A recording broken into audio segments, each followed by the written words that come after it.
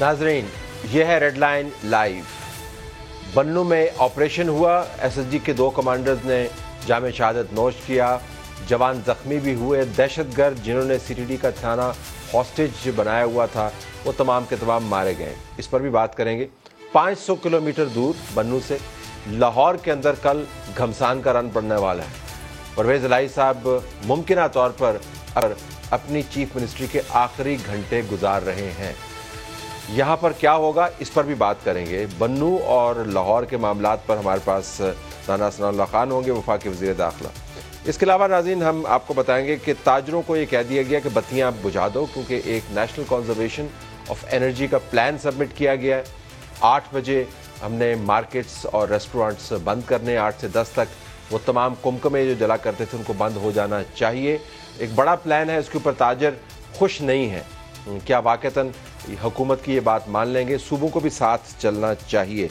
हमने ये भी देखना है कि पंजाब के अंदर मामला सिर्फ असम्बली का ही नहीं है, ज़मीनों का मामला भी है। कल मैंने कुछ जिक्र किया प्रोग्राम में कि कैसे लाहौर की 40% ज़मीन को आबादी और तामीरात के हवाले कर दिया जाएगा और वहाँ से खरबों रुपए का पैसा कमाया जाएगा। तोशा खाना भी ज़ेर बहस आएगा। प्रोग्राम के इस हिस्से में हमारे पास नून लीग के नुमाइंदे भी होंगे, जायद गशकोरी साहब होंगे, हेड्स हैं जो समा इन्वेस्टिगेशन के, शुएब शाहीन साहब ज्वाइन करेंगे, सदर हैं इस्लामाबाद हाई कोर्ट के। गंदी ऑडियोज़ का सीज़न है, हम इस पर ज़्यादा बहस नहीं करेंगे, लेकिन ट्रेंड्स में इसको यकीनन शामिल करेंगे। तो चलते हैं हम राना सनाउल्लाह खान के पास। मौजूद है राना साहब, अस्सलाम वालेकुम। जी वालेकुम सलाम। राना साहब, तैयारी है कल की? जी, कल के लिए जो है वो गवर्नर पंजाब ने जो है वो चीफ मिनिस्टर को एतमाद का वोट लेने का जो है वो कहा हुआ है और कल 4 बजे अजलास जो है वो पंजाब असम्बली का बुलाया गया है।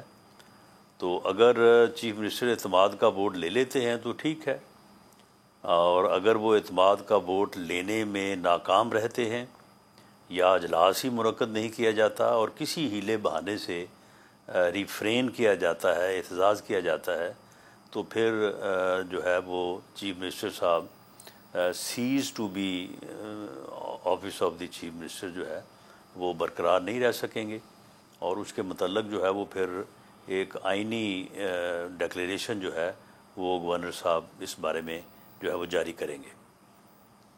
तो मुमकिन तौर पर राना साहब जो अभी तक मालूमात हैं पीटीआई की तरफ से और क्यू लीग की तरफ से वो यही हैं कि वो इजलास नहीं बुलाएंगे। आज स्पीकर पंजाब असम्बली जो है सब्तान खान साहब, उन्होंने दवाज़ अंदाज से कह दिया कि गवर्नर इजलास बुला नहीं सकता और अपना इजलास जो है उन्होंने जुमे तक मुलतवी कर दिया। तो ऐन मुमकिन है कि वो इजलास बुलाएं ही ना। इसके पेश नज़र आप कह रहे हैं कि फौरी तौर पर अगर वो इसको बाईपास करते हैं, इजलास नहीं बुलाते, तो फिर भी वो चीफ मिनिस्टर नहीं रहेंगे। तो आप गवर्नर साहब फिर उनको डी नोटिफाई करवाएंगे फौरी तौर पर या उसमें कुछ 1-2 दिन लगेंगे? नहीं, देखें वहाँ पे जो लफ्ज़ है कॉन्स्टिट्यूशन में भी और रूल्स में भी, उसमें ये नहीं है कि वो वोट नहीं ले सकते या नहीं लेंगे। उसमें ये भी है कि अगर वो रिफ्रेन करें, वो कोई पहलू तही करें वोट लेने से, तो उस पहलू तही में यही आता है कि आप इजलास ही मुनक्कद ना करें, स्पीकर के साथ जो है वो साजबाज हो जाएं और स्पीकर साहब जो है वो गवर्नर के हुक्म के बाद जो है वो उसके ऊपर रूलिंग जारी करने का वो कोई इस्तेहकाक या लीगल अथॉरिटी रखते ही नहीं है सिरे से। तो इसलिए गवर्नर जो है वो कल 4 बजे के बाद इस चीज़ को जो है वो मालूम करने के बाद कि अजलास भी मुनक्कद नहीं हुआ, अगर ऐसा होता है और वोट ऑफ कॉन्फिडेंस भी नहीं हुआ, तो वो फिर इस बारे में एक डिक्लेरेशन जो है वो जारी करेंगे जो बाइंडिंग होगी और उसके बाद वो नोटिफाई होगी। यानी इजलास अगर मुनक्कद नहीं होता, आपने कहा कि पहले तय करते हैं, तो कुछ किए बगैर, यानी इजलास भी नहीं होगा, वो बुलाएंगे भी नहीं, तो खामोशी के साथ जो चीफ मिनिस्टर हैं परवेज इलाही साहब, he would cease to be the chief minister. इतनी आसानी के साथ हो जाएगा ये नहीं, ये कॉन्स्टिट्यूशन के लफाज हैं। ये कॉन्स्टिट्यूशन के लफाज हैं कि अगर गवर्नर जो है वो एक दिन मुकर्रर करता है कि वो वोट ऑफ कॉन्फिडेंस लें, और वो कॉन्फिडेंस नहीं लेते या उससे जो है वो पहलू तय करते हैं, रिफ्रेन करते हैं, तो he will cease to be the chief minister. तो वो अपने ऑफिस पे जो है वो ये आइन का मंशा है कि वो बग़ैर किसी फर्दर कार्रवाई के, इस फैक्ट के वकूफ़ पज़ीर होने के बाद वो अपने ऑफिस या अपनी अथॉरिटी में जो है वो बरकरार नहीं रहेंगे। तमाम लॉफुल अथॉरिटीज़ का ये फ़र्ज़ होगा कि इसके मुताबिक जो है वो आगे अमल करें। अब देखें कि जब एक चीफ मिनिस्टर जो है वो इंटरव्यूज़ दे, वो मीडिया में आके दुहाई दे कि जी 99% जो है वो हमारी पार्लिमानी पार्टी के मेंबर जो हैं वो असम्बली नहीं तोड़ना चाहते, तो और लेकिन फिर ये भी कहे कि जी मैं तो दस्तखत करके जो है वो दे आया हूँ कि जी असम्बली तोड़ दें, तो ये एक बहुत ही वैलिड रीज़न है और गवर्नर का ये आइनी फ़र्ज़ है कि ऐसी सूरत हाल में ऐसे चीफ मिनिस्टर को वो कहे कि जी आप एतमाद का वोट लें, और उस एतमाद के वोट लिए बग़ैर जो है वो चीफ मिनिस्टर असम्बली डिज़ोल्व करने की एडवाइस जो है वो नहीं भेज सकता। तो आपको पता है कि हालात कैसे होते हैं। परवेज़ इलाही साहब ने तो कह देना है कि मैं नहीं निकलना चीफ मिनिस्टर हाउस, तो मैं उत्थे ही बैठे रहना है, और फिर वो अपने सेक्रेटरी को बुला लेंगे, फिर अपने मिनिस्टर्स को बुला लेंगे, अपनी काबीना का इजलास बुलाएंगे, क्योंकि उन्होंने भी कोई स्ट्रेटजी बनाई हुई है। तो इस सूरत में क्या होगा? नहीं, इस सूरत में फिर जो है वो अगर ये कॉन्स्टिट्यूशनल ब्रेकडाउन होता है तो फिर गवर्नर राज के लिए अंडर आर्टिकल 234 जो है वो बड़ी फिर वैलिड ग्राउंड जो है वो तैयार हो जाएगी, और फिर वफाकी हुकूमत जो है वो ये इकदाम भी उठा सकती है। मतलब ये governor Raj is an option अगर परवेज़ इलाही साहब जो आपकी तशरीह है आइन की उसके रास्ते में रुकावट बनते हैं और वो आइनी रास्ता रोकते हैं जिसके ज़रिए उनको डी नोटिफाई किया जाता है, तो फिर गवर्नर राज लग सकता है।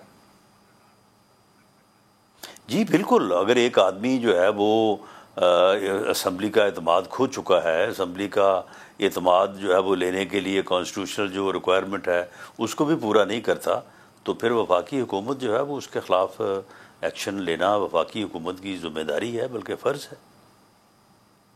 तो वो अगर कोर्ट चले जाते हैं तो फिर जो कि जाएंगे, ठीक है, कोर्ट चले जाएं वो, और मैं नहीं समझता कि कोर्ट से इनको इसके अलावा कोई और रिलीफ मिल सकता है कि कोर्ट इनको कहे कि जाके आप एतमाद का वोट लें। अब एतमाद का वोट जो है वो लेना तो इनके ऊपर जो है वो यानी फ़र्ज़ हो चुका है। अब एतमाद का वोट लिए बगैर ये आगे नहीं बढ़ सकते, एतमाद का वोट अब इनको लेना पड़ेगा। कोर्ट भी जाएंगे तो कोर्ट वक्ती तौर पे चलें, वो वक्ती तौर पे जो है वो अगर इस मामले में इनको अकोमोडेट करती है या रिलीफ देती है, तो इससे ज़्यादा रिलीफ वो क्या देगी कि वो ये कहे कि जी आप जाएं और जाके एतमाद का वोट दें। एतमाद का वोट तो इनको लेना पड़ेगा। राणा साहब, आपकी पार्टी की एंड गेम पंजाब में क्या है? आप परवेज़ इलाही को निकालना चाहते हैं, असम्बलियों को रखना चाहते हैं और अपना चीफ मिनिस्टर लाना चाहते हैं, ये आपकी एंड गेम है? देखें, पहली सूरत तो ये है कि अगर ये असम्बली तोड़ने में कामयाब हो जाते या इन्होंने असम्बली तोड़नी होती, अब देखें ना, ये तो कोई तरीका नहीं है कि आप हर रोज़ एक बड़क लगाएं कि जी मैं असम्बलियाँ तोड़ रहा हूँ और उसके बाद मैं ऐलान जो है वो फ़लाँ तारीख करूँगा। वो फ़लाँ तारीख जब आए, मैं असम्बलियाँ तोड़ रहा हूँ लेकिन मैं अब फिर बताऊँगा फ़लाँ तारीख को कि मैं कब तोड़ रहा हूँ। जब वो तारीख आ जाए फिर कहेंगे जी मैं अब फ़लाँ तारीख को जो है वो एडवाइस भेजूँगा या असम्बलियाँ तोड़ूँगा। ऐसी सूरत हाल में और फिर चीफ मिनिस्टर जो है वो ये भी दुहाई दे रहा हो कि जी 99% लोग जो हैं वो असम्बलियाँ तोड़ना नहीं चाहते, तो ऐसी सूरत में अगर वफाकी हुकूमत या अपोजिशन, जो कि हम पंजाब में अपोजिशन में हैं, तो ये हमारे लिए जो है वो इसके अलावा कोई और चारा नहीं था कि हम इस सूरत हाल में जो है वो अपना एक आइनी फ़र्ज़ जो है या इत्माम हुज्जत है वो ज़रूर करें, और वरना कल को हम भी इनके इस अमल गैर कानूनी गैर जमहूरी अमल में शामिल तस्वर होंगे और उस बात का क्या जवाब देंगे कि जी आप महीना पूरा क्या करते रहें, आपने क्यों नहीं वो ऑप्शंस कॉन्स्टिट्यूशनल या कानून के मुताबिक लिए। जब आप समझते हैं कि ये अमल इन्होंने गलत किया है, आप तनकीद करते हैं कि ये इन्होंने गैर जमहूरी और गैर आईनी अमल किया है। तो इसलिए हमें जो है वो ये मूव जो है वो करना पड़ी, वरना अदरवाइज़ अगर ये असम्बलियाँ तोड़ देते और हमारा ये फ़ैसला था कि हम बिल्कुल इसमें जो है वो दोनों असम्बलीज़ में जो है वो इलेक्शन करवाएंगे जो कॉन्स्टिट्यूशन का तकाजा है, और भरपूर तरीके से इलेक्शन लड़ेंगे। हमने तो इसकी तैयारी भी शुरू कर दी थी, लेकिन इन्होंने फिर बिल्कुल वो मुझे समझ आती है। मैं सिर्फ ये चाह रहा हूँ कि आपका जो अभी लाएअमल है, आपका जो अभी लाएअमल है राणा साहब, उसके फिर अगले स्टेप्स भी होंगे ना जी। तो गवर्नर के जरिए चीफ मिनिस्टर डी नोटिफाई हो गया, चीफ मिनिस्टर की पोस्ट खाली हो गई, सपोज करते हैं वो मान लेते हैं, फिर नया चीफ मिनिस्टर लाना है, तो आपकी ये तरजीह है? गवर्नर राज तो जाहिर है एक एक्सट्रीम स्टेप है, वो तो तरजीह नहीं होगी, बहरान तो उससे बढ़ेगा।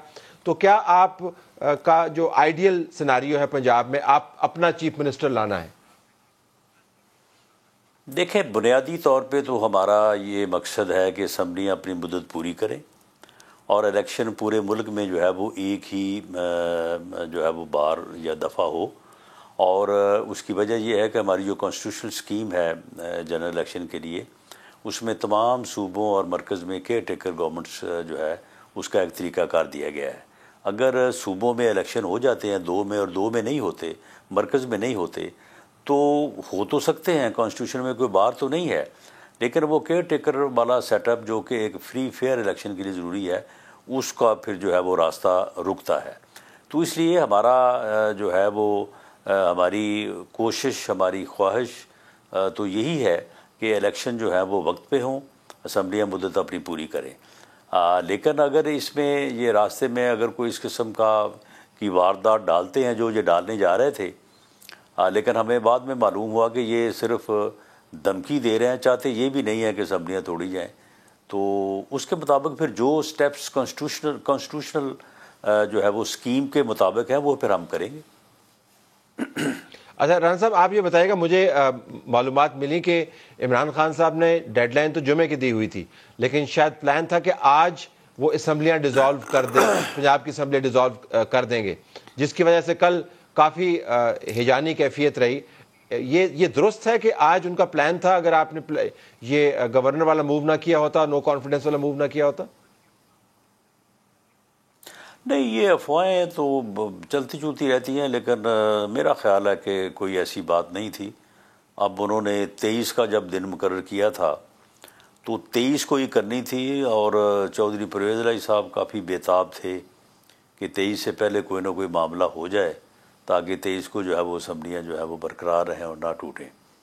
तो ये कई किस्म की बातें जो है वो चल रही थी, लेकिन कोई कोई ऐसी कन्फर्मेशन नहीं थी। लेकिन इमरान खान साहब की एक और कमिटमेंट भी है जिसको हम भूल जाते हैं, वो ये कि खैबर पख्तूनख्वा की असम्बली जो है वो भी उन्होंने जुमे को डिज़ोल्व करनी है। और जब उन्होंने तकरीर की थी उसके अंदर उन्होंने तरतीब में खैबर पख्तूनख्वा का नाम पहले लिया था, पंजाब का बाद में लिया था। आपकी क्या असेसमेंट है कि वो पंजाब के इस मामले को खटाई में पड़ता देखकर पख्तूनख्वा की जो असम्बली है उसको रोक देंगे या उसको डिज़ोल्व कर देंगे? मेरा ख्याल है रोक देंगे, नहीं करेंगे। ये आपकी मालूमात, असेसमेंट इकट्ठी हैं ये, या आपका तज्जिया है? जी, ये मेरा तज्जिया समझ लें। और मेरा ख्याल है कि ये जो है ये खैबर पख्तूनख्वा की असम्बली भी जो है वो उसको भी नहीं तोड़ेंगे, और पंजाब की असम्बली जो है वो अब इनसे नहीं टूट सकेगी, ये एतमाद का वोट नहीं ले सकेंगे।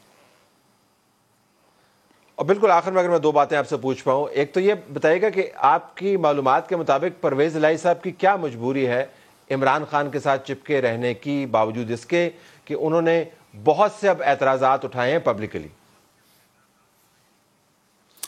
देखिए, इस वक्त पंजाब में जो सियासी सूरत हाल है, तो इसमें इस वक्त 2 पार्टी जो है ना वो सूरत हाल इतनी मजबूत है कि अगर इलेक्शन किसी ने कंटेस्ट करना है तो उसके लिए पार्टियां 2 ही हैं, या PMLN है या PTI है। तो चौधरी परवेज़ इलाही साहब जो हैं वो ये समझते हैं कि PMLN में उनके लिए कोई जो है वो अब रास्ता नहीं है। एक रास्ता बना था, उसमें उनको पता है कि काफ़ी जो है वो तगो-दो के बाद वो सूरत हाल बनी थी और उसमें चौधरी शुजा हुसैन साहब का काफ़ी अमल दखल था। तो जब उसको भी उन्होंने डिच किया और दूसरी तरफ चले गए तो अब उन्हें पता है कि मेरी एक्सेप्टेंस इधर जो है वो बड़ी मुश्किल होगी, तो इसलिए उनके पास भी कोई और ऑप्शन नहीं है। तो इसलिए अब उनका पीटीआई को छोड़ना और उसके बग़ैर इलेक्शन में जाना जो है वो भी समझते हैं कि सियासी तौर पे उनके लिए वो काफ़ी मुश्किल होगा। तो इसलिए मेरा अंदाज़ा ये है कि वो अब उनके पास को ऑप्शन बड़ा कम है कि वो अगर पीटीआई को छोड़ें तो फिर किस तरफ जाएं। ज़रा बन्नू के मामले को भी टैकल कर लें। आप मुझे चलते बता दीजिएगा कि ये जो वाक़या बड़ा संजीदा है, इस किस्म की हॉस्टेज सिचुएशन जो है इस पैमाने के ऊपर इससे पहले हमने इस्लामाबाद के अंदर देखी, कुछ और वाक़यात बीच में हुए, लेकिन इतना बड़ा वाक़या होना और उसके बाद ऑपरेशन हुआ, शहादतें भी उसके अंदर हुई, ये हमारे लिए वेकअप कॉल है या आपके ख्याल में एक ऑड इंसिडेंट था जो हो गया और इसमें कोई पैटर्न आपको नज़र नहीं आता? नहीं, मेरा ख्याल है कि ये कोई यानी ऐसा वाक़या नहीं है। इससे पहले इससे भी बड़े वाक़यात जो है वो केपीके में हुए हैं। जो जेल ब्रेक हुई थी तो वो कोई वाक़या इस वाक़े से कम नहीं था, बल्कि इससे भी बड़ा वाक़या था वो। तो मामला ये है कि ये वाक़या जो है वो, इसमें कोई शक नहीं कि वहाँ पे जो हालात हैं केपीके में, उनके ऊपर सबसे पहले तो सूबाई हुकूमत को अपनी ज़िम्मेदारी पूरी करनी चाहिए, क्योंकि लॉ एंड ऑर्डर की सूरत हाल उस वक्त तक सूबाई हुकूमत के ही दायरा इख्तियार में है जब तक कि वो आर्टिकल 245 के तहत जो है ये ज़िम्मेदारी जो है वो फेडरल गवर्नमेंट को या जो है वो फेडरल गवर्नमेंट के हुक्म के तहत जो है वो सिविल आर्म फोर्सेस को जो है वो नहीं दे देते। तो इसमें वो बुरी तरह से नाकाम हुए हैं। पुलिस का कोई हाल नहीं है वहाँ पे, और जो सीटीडी है वो इतनी बुरी हालत में है कि वो इस सूरत हाल को फेस करने के जो है वो काबिल नहीं है। बाकी जहाँ तक इस वाक़े का आप स्पेसिफ़िकली अगर इस वाक़े को देखें तो ये कोई ऐसा नहीं है कि कोई बाहर से हमला हुआ और कहाँ से लोग चले, कहाँ पे पहुँचे और आके कब्ज़ा कर लिया। ये दरअसल ये लोग उसी जो है वो सीटीडी के डिटेंशन सेंटर जो है उसमें ये मौजूद थे, और वहाँ पे जिन लोगों की वहाँ पे ड्यूटी थी इनकी निगरानी करने की, मैं समझता हूँ कि उनसे कोई कुताही हुई है। वो थोड़ा सा गफलत का शिकार हुए हैं, और जिस बुनियाद पे ये उन्हीं लोगों ने जो वहाँ पे ही कैद थे उन्होंने उनके ऊपर जो है वो ओवरकम किया, उनका असला छीना और उनको यरगमाल बना लिया। तो इस सूरत हाल में जो है मैं समझता हूँ कि वो जो लोग वहाँ पे ड्यूटी पे थे उनसे जो है ये कुताही हुई है कि उन्हें उनके साथ इतना घुल मिल जाना नहीं चाहिए था, या उनके साथ कोई ऐसा जो है वो मामला नहीं करना चाहिए था कि वो इस जो है वो इंसिडेंट को करने के काबिल होते। लेकिन बाद में जब फिर हमारी फोर्सेस ने और एसएसजी के जो है वो बहादुर और बहुत स्किलफुल जवानों ने जब जाके उसका चार्ज लिया है, तो उसके बाद कम से कम नुकसान में उन्होंने इस सीटीडी की बिल्डिंग को क्लियर भी किया है और इन दहशतगर्दों को जो है वो हलाक भी किया है। राना साहब, आपका बहुत शुक्रिया, आपने हमें ज्वाइन किया। नाज़रीन, के वज़ीर दाखिला राना सनाउल्लाह खान हमें पंजाब और बन्नू के हालात से आगाह कर रहे थे। बड़े वाज़ेह अंदाज से हमें बता रहे थे कि कल 4 बजे अगर परवेज़ इलाही साहब ने वो इजलास न तलब किया जिसके ऊपर गवर्नर साहब की तरफ से हदायत जारी की गई है, तो इजलास को बुलाए बग़ैर वो पंजाब के चीफ मिनिस्टर के तौर पर डी नोटिफाई हो सकते हैं। और चूँकि already vote of no confidence move किया हुआ है तो असम्बलियाँ भी डिज़ोल्व नहीं हो सकती। मामला इतना सादा ही होगा ये हम कल देखेंगे। बन्नू के बारे में भी आपने सुन लिया, उनके ख्याल के मुताबिक ये वाक़या जो है बहुत ख़तरनाक है, लेकिन इसमें कोई पैटर्न उनको नज़र नहीं आता। नाज़रीन, इमरान खान के मसाइल सिर्फ पंजाब असम्बली की तहलील या चौधरी परवेज़ इलाही की चीफ मिनिस्ट्री के जाने के ही नहीं हैं, या केपी के अंदर जो हालात बन रहे हैं वो ही नहीं हैं। उनके इस्लामाबाद के अंदर केसेस भी बहुत नाजुक मोड़ पर खड़े हैं। हमारे पास शुएब शाहीन साहब मौजूद है, सदर इस्लामाबाद हाई कोर्ट बार, और जाहिद गशकोरी साहब जो हेड हैं समा इन्वेस्टिगेशन के। दोनों का शुक्रिया शुएब साहब। ज़रा ये फरमाइएगा कि अभी तक जो प्रोसीडिंग्स इमरान खान के केसेस में आपको नज़र आ रही हैं, कुछ जगह पर तो कुछ डिले नज़र आता है, लेकिन आपको लगता है कि ये केसेस जितने भी हैं उनमें से अहम तरीन तोशाखाना का आप ले लें या 2-3 और केसेस हैं, वो किसी ना किसी तरीके से कल्मिनेशन पॉइंट की तरफ जा रहे हैं? देखें, एक बात तो तय है कि ज़ाहिर है जब से एस्टेब्लिशमेंट के साथ इनकी लड़ाई हुई है, पीडीएम की हुकूमत आई है, इनके खिलाफ ज़ाहिर है ताबड़तोड़ हमले हो रहे हैं।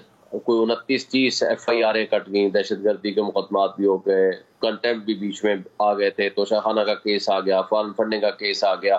तो ये सारी चीज़ें बहरहाल चल रही हैं, लेकिन जिस रफ्तार से और जिस अंदाज से चल रही हैं, मेरे को नहीं लगता कि इसमें कोई सच कोई इमीडिएट खतरा है। तोशाखाना वाला जो केस है उसमें तो प्रोसिक्यूशन के लिए भेज दिया उन्होंने नीचे, और उसके अंदर उनको डीसीट भी कर दिया गया। ज़ाहिर प्रोसिक्यूशन का तो लंबा ट्रायल है, वो ट्रायल चलेगा एडिशनल डिस्ट्रिक्ट एडमिनिस्ट्रेटर जज के पास, लेकिन उससे पहले वो तोशाखाना वाला इशू फाइनलाइज होगा by the high court and as well as by the supreme court. अगर उन्होंने मेंटेन रखा तो वो प्रोसिक्यूशन चलेगी, अगर उस ऑर्डर को सेटिसाइड कर दिया किसी भी वजह से, जो भी उनके पास मेरिट हैं, तो अगर वो सेटिसाइड हो गया तो प्रोसिक्यूशन ऑटोमेटिकली खत्म हो जाएगी। क्योंकि तोशाखाना में ऐसा कुछ सीरियसनेस मुझे इसलिए भी नजर नहीं आती कि तोशाखाना का केस बड़ा कमजोर केस है। इलेक्शन कमीशन ने अपनी दुश्मनी निकाली है या अनाज निकाला है, जिस अंदाज में भी उन्होंने फैसला दिया है, उनको ये फैसला देने का अख्तियार नहीं था, इसलिए कि प्रोसिक्यूशन वो अब कर रहे हैं और फैसला उन्होंने डीसीट होने का पहले कर दिया, वो हो नहीं सकता। तो इसलिए मेरा ख्याल है कि वो भी कोई कमजोर फुटिंग्स पे है, वो नहीं चलेगा। दूसरा केस फंडिंग का है। फॉरेन फंडिंग में ऐसा कोई बनती कोई ऐसी चीज सीरियसनेस नहीं है, क्योंकि फॉरेन फंडिंग का एक ही इशू है, वो ये है कि जब ये साबित हो जाएगा कि पैसे ड्यू प्रोसेस से नहीं आए, आपको कोई फौरी खतरा नजर नहीं आ रहा? आपको कोई फौरी खतरा नजर नहीं आ रहा? अब मुझे नहीं लगता कि फौरी तौर पर। हाँ, पाकिस्तान में ये बदकिस्मती हमारी रही है कि आईन और कानून से मावरा भी फैसले माजी में आते रहे। अगर ऐसा कुछ सिचुएशन हो गई तो अलग बात है, लेकिन मुझे फौरी तौर पर कोई उनकी तरफ से उनके खिलाफ कोई ऐसा इशू कि जो उनको डिस्क्वालिफिकेशन की तरफ ले जाए या ऐसा इशू कि जो उनको सियासत से बाहर कर दे, बज़ाहिर मुझे नजर नहीं आता। जाहिद गशकोरी साहब, आपके व्यूज? मैं तलत साहब आपसे इंफॉर्मेशन शेयर करना चाहूँगा, जो कि तोशाखाना का केस मेरी मालूमात में इतने बड़े पैमाने पर स्टार्ट हो चुका है, जो नैब को अब तक मालूमात फराहम की गई हैं मुतलका इदारों से। तलत साहब, आपके प्रोग्राम में मैं इंकशाफ करना चाहूँगा कि 6 अरब रुपए की सेल परचेज तोशाखाना से मुतालिक तोशे बेचे और खरीदे गए हैं, 6 अरब रुपए की, और इस कारोबार का अहाता 4 ममालिक तक फैला हुआ है। जो नैब को मालूमात प्राइम मिनिस्टर ऑफिस से मिली हैं, इसके अलावा तोशाखाना और NGO का जो एक सेक्शन है कैबिनेट डिवीजन में, वहाँ से जो मालूमात नैब को दी गई हैं, उसमें तो एक लीड नई ये सामने आई है कि एक पोर्शे कार फराह खान की जानिब से बुक कराई गई थी $5 लाख की। उसमें से $2.5 लाख पे किया गया है, और नैब को वहाँ से ये बेसिकली फेडरल इन्वेस्टिगेशन एजेंसी में एक खुफिया तौर पर केस फाइल किया गया था, जिसको पब्लिक नहीं किया गया था 2019 में। अब नैब ने जब ये इन्वेस्टिगेशन स्टार्ट की तो उनको मालूम हुआ कि शायद ये जो $5 लाख की बुकिंग हुई है, हो सकता है कि ये इससे लिंक करती हो।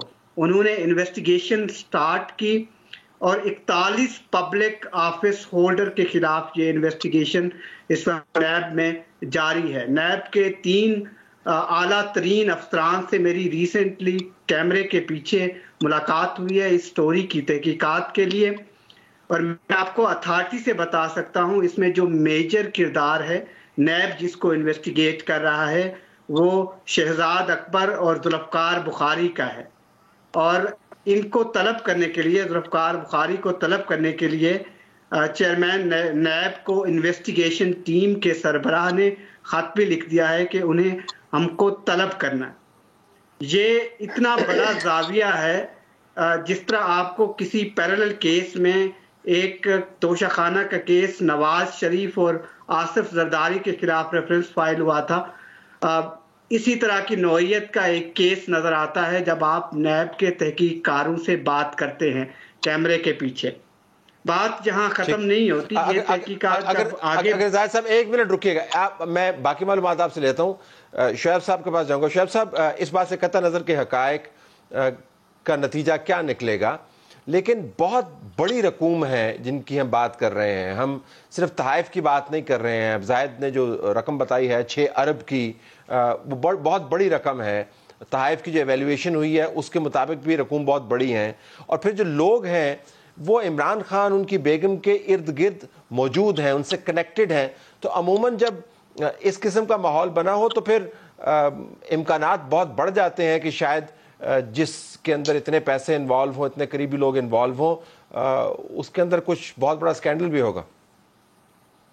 देखिए, एक बात तो है कि अगर पहली बात तो यह है कि इनको पिछले 8 महीने सिर्फ एक घड़ी का ड्रामा रचाया हुआ है कि जी घड़ी लेके उसके अलावा देखें, सबसे पहला काम अगर पीडीएम की हुकूमत करना चाहे ना, तो एस्टैब्लिशमेंट कैबिनेट डिवीजन के अंडर में जो असेसमेंट एंड इवैल्यूएशन कमेटी है, सबसे पहले उनको शो कॉज नोटिस दें और उसकी तफसील, अभी तो लाहौर हाई कोर्ट ने भी सारी तफसील मांग ली है कि जो तहाइफ लेकर गए हैं, जिसको जो तहाइफ मिले, वो कहते हैं जी ये कॉन्फिडेंशियलिटी है, हम इसको नहीं पब्लिक कर सकते। अगर कॉन्फिडेंशियलिटी रखनी है तो फिर सबके लिए रखनी है ना। ये तो नहीं हो सकता कि एक साबिक प्राइम मिनिस्टर अगर ने कोई तोहफे लिए हैं तो वो तो उसके खिलाफ आपने कह दिया सब कुछ ले आए। दूसरे जो साबिक प्राइम मिनिस्टर्स मसलन यूसुफ रज़ा गिलानी या आसिफ अली जरदारी साहब बीइंग प्रेसिडेंट और नवाज शरीफ साहब जो गाड़ियां लेके उनके खिलाफ रेफरेंसेस भी बन गए, तो उनकी हद तक भी सामने आ गया। और बाकी जो कुछ तहाइफ लेके हैं उनका किसी की कोई चीज सामने नहीं आई। मेरा तो ख्याल है कि ये इनको चाहिए कि अब ये देखें, तोहफा लेना, जिसने जो तोहफा दिया है उसकी तो कॉन्फिडेंशियलिटी हो सकती है। जब आपने किसी को तोहफा दे दिया, किसी ने पैसे लेके दिए या जो भी तरीकाकार किया ले लिया, तो वो तो कॉन्फिडेंशियलिटी वैसे भी खत्म हो गई, ये प्राइवेट प्रॉपर्टी बन गई ना। तो उस प्राइवेट प्रॉपर्टी में इनको चाहिए एक हाई लेवल पे कोई कमीशन बनाए जो तमाम तहाइफ के, और उस assessment committee and evaluation committee को अगर ये कुछ नहीं कहते, जिनका काम था कि इसको चेक करते और उसको प्रॉपर्ली इवैल्यूएट करें। देखें, इवैल्यूएशन क्या थी, पहले 20% होता था, बाद में 50% का दिया गया। जिसने उस रूल के होने तक 20% पैसे दे के ले लिए चीज, तो उसकी वो लीगल होगी, वो तो बोनाफाइड परचेजर होगी, उसके खिलाफ तो आप कुछ नहीं कर सकते। हाँ, उसके खिलाफ कर सकते हैं कि जो असेसमेंट कमेटी वाले हैं, फर्ज करो चीज थी लाख रुपए की, उन्होंने लगा दिया उसको 50 रुपए की, तो वो तो असेसमेंट कमेटी कसूरवार है। अगर उसमें वो बंदा जिसने वो लिए हैं उसकी मिली भगत शामिल होगी तो उसके खिलाफ भी रेफरेंस होगा या प्रोसीडिंग होगी। तो जब आप असेसमेंट कमेटी और इवैल्यूएशन कमेटी के खिलाफ कोई फैसला नहीं करते, जो आज भी कैबिनेट डिवीजन का हिस्सा है वो ऑफिसर्स, तो फिर इसका मतलब है कि सब्सिक्वेंट इवेंट्स को तो आप नहीं छेड़ सकते। सब्सिक्वेंट इवेंट्स को तो तब छेड़ेंगे जब आप बुनियाद को आप छेड़ेंगे।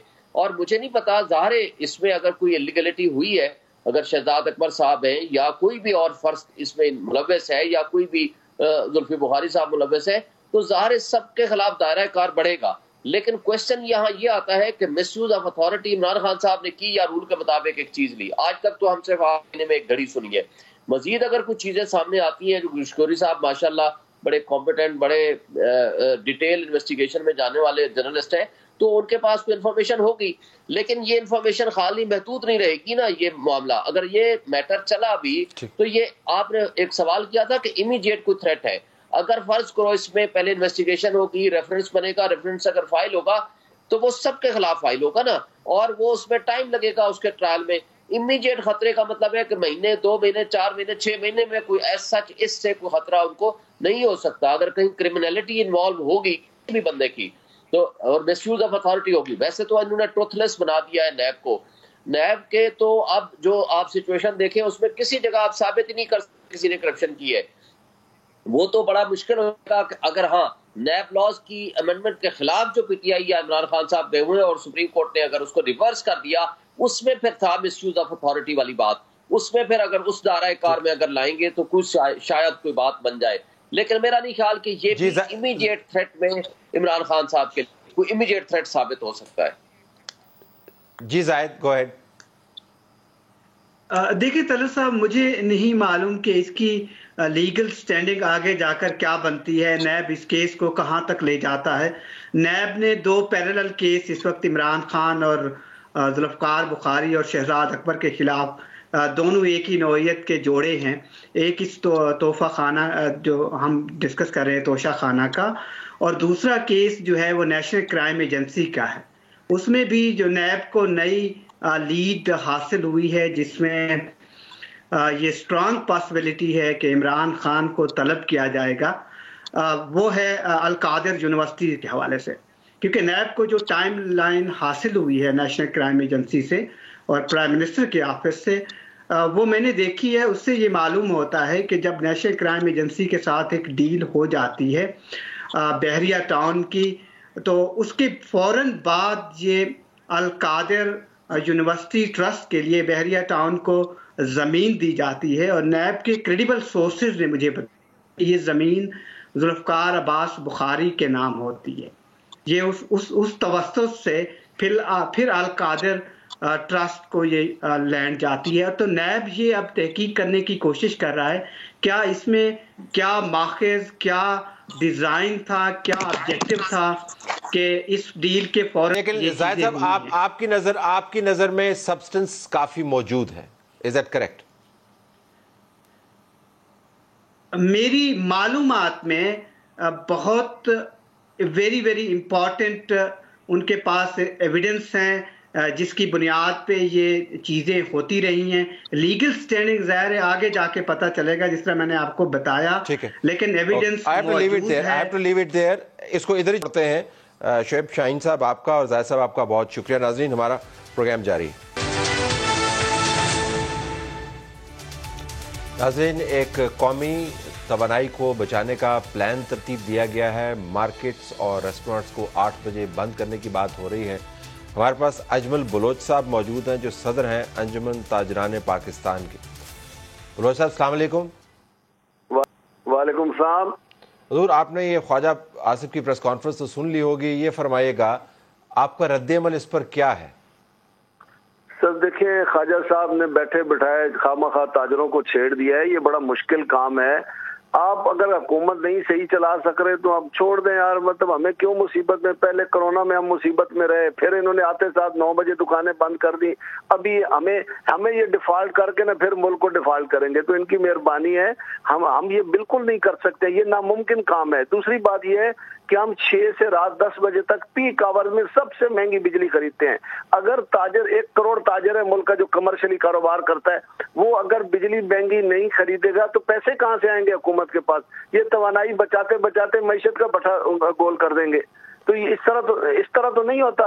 हालांकि हमारे साथ ऐद किया था वजीर आजम साहब ने कि हम जब भी कोई ऐसा काम करेंगे आप लोगों के साथ बैठकर, चूंकि इन्होंने 3000 का जब टैक्स लगाया था बिजली के बिलों में, आपको याद होगा, फिर माजरत की थी मुफ्ता इस्माइल साहब ने कि हमसे गलती हो गई है। तो हम इन्हें कहते हैं 1 घंटा लोड शेडिंग कर लें, लेकिन कारोबार बंद न कराएं 8 बजे। इससे बड़ा नुकसान होगा मुल्क का। हमारा कारोबार तो एक कल्चर बन चुका है कि शाम को है अच्छे हालात में। हमें दुनिया की मिसाल देते हैं तो दुनिया तो खुशहाल है, हम तो खुशहाल नहीं है। हम तो सारा दिन मुश्किल में होते हैं और इस वक्त हालात इतने मुश्किल हो चुके हैं ताजर के लिए कि वो चाहते हैं कि मैं सारी रात भी बैठा रहूं, कोई 1-2 गाहक आ जाए ताकि मैं भी अपने घर का खर्चा चला लूं। लेकिन बलोच साहब, आपके 1-2 गाहक के लिए जो बिजली इस्तेमाल होती है, बेशक आप उसको खरीदते हैं, महंगी बिजली खरीदते हैं, पीक आवर्स में खरीदते हैं। बिजली को बनाने में जो इनपुट कॉस्ट है वो बहुत ज़्यादा है, और अगर आप 2 घंटे 3 घंटे इस सकाफत को तब्दील करने में लगाएं, शुरू में कि थोड़ा सा मुश्किल होगा, तो इससे बचत काफ़ी है। तकरीबन कह रहे 60 बिलियन के करीब बचा सकते हैं। सर बात आपकी दुरुस्त है, मैं मान लेता हूँ, लेकिन ये हुकूमतें करती क्या है? इनको चाहिए जहाँ बिजली चोरी होती है उसको पकड़ते, जो इनके पास मुफ्त में चलती है, जो सरकारी दफातर में कोई पैसा बिल नहीं अदा होता है, वहां कोई सोलर सिस्टम लगाते। मतलब एकदम आके पीछे पीपल्स पार्टी की गवर्नमेंट ने 8 बजे दुकानें बंद करने की जब इनकी आई थी, इन्होंने बंद किया। फिर कोरोना में हम अजाब में रहे। हमारा सिस्टम ही नहीं चल सकता है।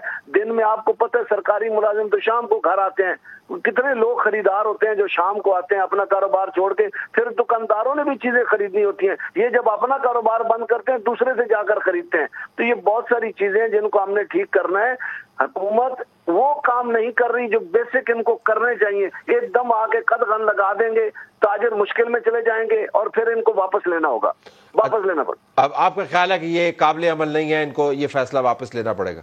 सर ये बिल्कुल भी काबिल अमल नहीं। और दूसरा तो ख्वाजा आसिफ साहब पता नहीं किस चक्कर में कह गए, वजीर तवानाई का काम था, वो हमसे बात करते, वो कोई ऐलान कर दे तो हमें भी समझ आती, वो कुछ ज़रब तकसीम बताते कि हमें ये मुश्किलात आ रही हैं, हम उनके साथ बैठते। वजीर आजम साहब ने हमसे प्रॉमिस किया था कि अंदर कोई भी ताजरों के खिलाफ बात आएगी तो हम पहले ताजर नुमाइंदों से बैठकर बात करेंगे, स्टेक होल्डर से बात करेंगे, तो तब तक हम कोई ऐसा ऐलान नहीं करेंगे।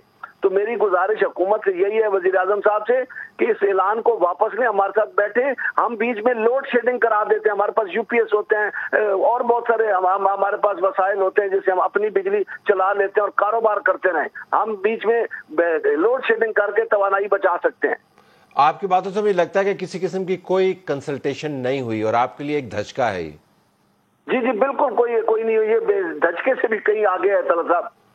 और पाकिस्तान भर से जो, चूंकि आप सारे पाकिस्तान के ताजरान की नुमाइंदगी करते हैं, पाकिस्तान भर से जो आपको फीडबैक आ रही है वो यही है या कुछ या कोई ग्रुप्स ऐसे हैं जो कह रहे हैं जी कि मान लेते हैं कि खैर है, मुल्क को जरूरत है? नहीं सर, वो ग्रुप हुकूमती होंगे। वो मैं चूंकि ताजरों का नुमाइंदा और हमें हल्फ उठाया होता है, हमने इमरान खान के खिलाफ भी एहतजाज किया, हम इनके खिलाफ भी एहतजाज कर रहे हैं, कोरोना में उनके खिलाफ किया। जब से आप यकीन करें, मैं इस वक्त उकाड़ा में हूँ और ताजरों में बात करनी है मैंने अभी, आप यकीन करें मेरा मोबाइल बंद हो गया जिसकी बैटरी रात 12 बजे तक चलती है। इतने लोगों के पूरे पाकिस्तान से फोन आए हैं कि ये आप फटाफट करें, कोई स्टेटमेंट दें। हुकूमत ने एकदम से ये क्या कर दिया, तो हुकूमत को ये वापस लेना होगा। बलोच साहब आपका बहुत शुक्रिया ज्वाइन किया। नाज़रीन, अजमल बलोच सदर अंजुमन ताजरान पाकिस्तान आपको बता रहे हैं कि हुकूमत की तरफ से कोई कंसल्टेशन नहीं हुई और ख्वाजा आसिफ की इस प्रेस कॉन्फ्रेंस के ऊपर उनको एतराज़ात हैं और वो कह रहे हैं कि हुकूमत को ये फैसला वापस लेना होगा, हमसे मिल के बैठ के बात करेंगे तो हम कोई दरमियाना रास्ता लगा लेंगे, लेकिन इस तरह नहीं। और वो ये भी आपको बता रहे थे कि पाकिस्तान भर से उनको एक कंसेंसस यक ज़ुबान किस्म का मुतालबा सामने उनके आ रहा है और इतने उनको फ़ोन आए हैं कि उनका फ़ोन जो है वो डेड हो गया है। अब देखते हैं कि हुकूमत इसको कैसे रिस्पॉन्ड करती है। इसके साथ हम आपको ट्रेंडिंग की तरफ ले चलेंगे। पाकिस्तान में बहुत सारे नए ट्रेंड्स चल रहे हैं, तो देखते हैं ट्रेंडिंग।